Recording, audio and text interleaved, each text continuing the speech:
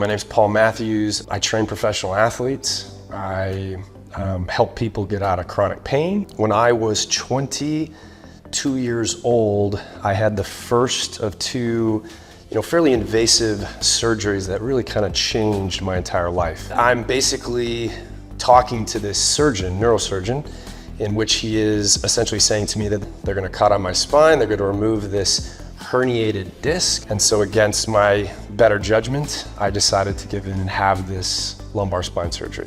I wake up and I'm in an ungodly amount of pain. I've never been the same since. My life has been completely filled with pain.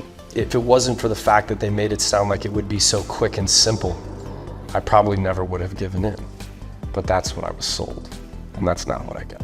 I came last time and received stem cell injections as well as an IV infusion. I've had, again, as you can imagine, a lot of degenerative issues in my lumbar spine, so I specifically did a series of injections in my cervical spine. And in two simple examples I would give you of pretty massive change between last year to now, when we were looking at the images and comparing, like on my lumbar spine, the areas that I had surgery on were L4, L5, and L5S1, and we did not even treat those today, because what we did last time is hell. I have torn my thumb in a few different occasions, and I'd argue that there's definitively new tissue and a really massive reduction in the arthritis in the joint. And the other would be just in my lumbar spine, just a palpable change in the amount of muscle mass that's in the areas. Stem cells are really about building tissue.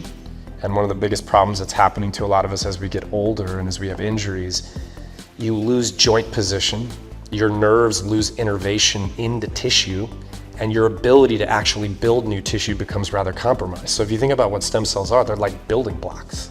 You just put them in there and the body's like, oh, I can build something now that I couldn't before. So I think that's a phenomenal testimonial to the process and the realities of what's possible. So I would say that relevant to the stem cell, my experience both last time and this time has been tremendous in terms of the professionalism, the interactions with the physician, the onboarding process. I think it's all just outstanding.